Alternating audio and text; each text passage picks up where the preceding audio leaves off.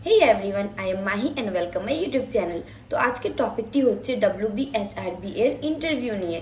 তো যারা যারা তোমরা WBHRB এর CBT এক্সামে, ঠিক আছে, কম্পিউটার বেসড টেস্ট এর এক্সামে যারা যারা 20 নাম্বার পেয়েছো, 20 মানে in case general, schedule caste, SC, OBC A, OBC B, আমি সবাইকে নিয়ে বলছি যারা 20 নাম্বার পেয়েছো, ঠিক আছে, তারা ইন্টারভিউর জন্য প্রিপেয়ার নেওয়া শুরু করো, ঠিক আছে। অ্যান্ড যারা 20 নিচে তোমরা নাম্বার পেয়েছো তারাও কিন্তু ইন্টারভিউর জন্য প্রিপেয়ার করবে, কারণ পোস্ট বিএসসিতে যারা যারা পজিটিভ মার্ক পেয়েছে 1, 2, 3, 4, 5, শুধুমাত্র একটা পজিটিভ মার্কস যারা পেয়েছে তাদের জন্য তাদেরকে শর্টলিস্ট করা হয়েছে, ঠিক আছে। অ্যান্ড তারা ইন্টারভিউর জন্য প্রিপেয়ার নিচ্ছে, ঠিক আছে। অ্যান্ড আমি সেজন্য বলছি যে যারা যারা জিএনএম অ্যান্ড 20 নম্বর এর নিচে পেয়েছো সিবিটি এক্সামে তারাও কিন্তু ইন্টারভিউর জন্য প্রিপেয়ার নাও, ঠিক আছে। অ্যান্ড তার সাথে সাথে নট সেট RRBর জন্য প্রিপেয়ার নাও।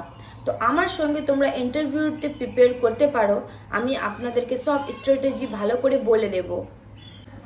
আচ্ছা, একটা বিষয় আগে আমি ক্লিয়ার করে দিই যে এক্সাম যে হয়েছে 6টি শিফটের পরীক্ষা, ঠিক আছে। তো হার্ড কিন্তু হয়নি, ডিফিকাল্ট যে অনেকটা ডিফিকাল্ট সেটা কিন্তু নয়। প্রত্যেকটি শিফটের 10টি করে কোশ্চেন আপনারা ইজিলি সলভ করে নিতে পারবেন, এমন টাইপের কোশ্চেন এসেছে, একদম এক লাইনের কোশ্চেন যেটা ইজিলি সলভ করা যায়, ঠিক আছে। যদি তোমরা টার্ম জানো লাইক রুটিং রিফ্লেক্স, মোরো রিফ্লেক্স, তারপরে হচ্ছে তোমার মার্জিনাল প্লাসেন্টা, ঠিক আছে, এইগুলি টার্ম যারা জানে তারা কিন্তু এক লাইনে কিন্তু কোশ্চেনের অ্যান্সার করে দিয়েছে, ঠিক আছে। খুব একটা যে ডিফিকাল্ট সেটা না, ইজি টু মডারেটই ছিল, ঠিক আছে।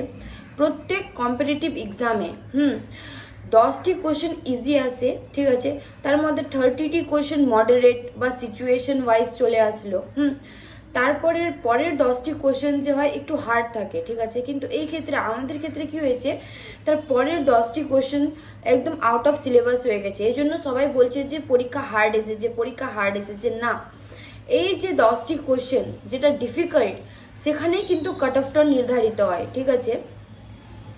বাকি যে 40টি কোশ্চেন এসেছে সেগুলো কিন্তু তোমরা ইজিলি সলভ করে নিতে পারবা, এরকম টাইপের কোশ্চেন।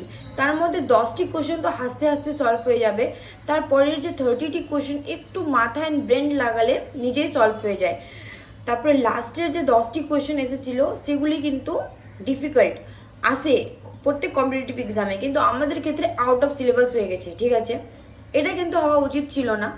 বাকি যে কম্পিটিটিভ এক্সাম হয় যেমন RRB, নট সেট, এটা কিন্তু সিলেবাসের ভিতরেই হয়, ওরা আগে থেকে সিলেবাস প্রোভাইড করে দেয়, এখান থেকে আমরা কোশ্চেন জিজ্ঞাসা করব অ্যান্ড সেখান থেকে কোশ্চেন জিজ্ঞাসা করে।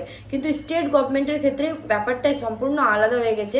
অ্যান্ড সিবিটি এক্সাম আমাদের প্রথম এক্সাম, এবার এরকম হওয়া উচিত ছিল না, কিন্তু এবারে এরকম হয়েছে কারণ এখানে সিট অনেক কম অ্যান্ড স্টুডেন্ট হয়ে গেছে অনেক বেশি। এখন ওদেরকে শর্টলিস্ট করতে হবে, সবাইকে বাতিল করতে হবে, এই জন্য এরকম করেছে। সবাইকে তো আর জবটা দেবে না, তার মধ্যে 5000 জন বা 2500 জনকে জব দেবে। তো এইভাবে এই জন্য আউট অফ সিলেবাস কোশ্চেন করেছে, তা যাতে কেউ সলভ করতে না পারে অ্যান্ড কাট অফটা ভালো করে, মানে শর্টলিস্টটা ওরা ভালো করে করতে পারে, ঠিক আছে।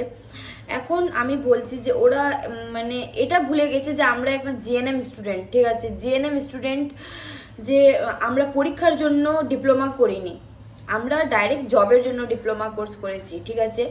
তো কম্পিটিটিভ এক্সামে MCQ ওয়াইজ কোশ্চেন আসে, আর আমরা জিএনএমে MCQ ওয়াইজ কোশ্চেন আমরা প্র্যাকটিসও করিনি কোনোদিন, কিছু না। আমরা শুধু আমরা হসপিটালে কাজ করেছি ভালো মতো অ্যান্ড আমরা থিওরি করেছি, ব্যাপারটা বুঝেছি। আর এখানে তোমার MCQ চলে এসেছে, এই জন্য সবাইকে লাগছে যে বিষয়টা অনেক ডিফিকাল্ট হয়ে গেল। বিষয়টা কিন্তু ডিফিকাল্ট হয়নি, হয়েছে যেমন আমাদের প্রিডিকটেশনের উপরে চলে গেছে, ঠিক আছে। যেটা আমরা প্রিডিক্ট করেছি সেটা হয়নি, সেটা ব্যাপারটা একদম মানে আলাদা রকমের হয়ে গেছে, এই জন্য সবাইকে লাগছে যে অনেক ডিফিকাল্ট। তো সব আমি ছাড়লাম। ইন্টারভিউতে আমার সঙ্গে যদি তোমরা প্র্যাকটিস করতে চাও, কালকে থেকে আমি রেগুলার ভিডিও আপলোড করব ইন্টারভিউর জন্য, তোমরা আমার সাথে প্র্যাকটিস করতে পারো। ওকে গাইজ, বাই বাই, দেখা হচ্ছে আবার পরের ভিডিওতে।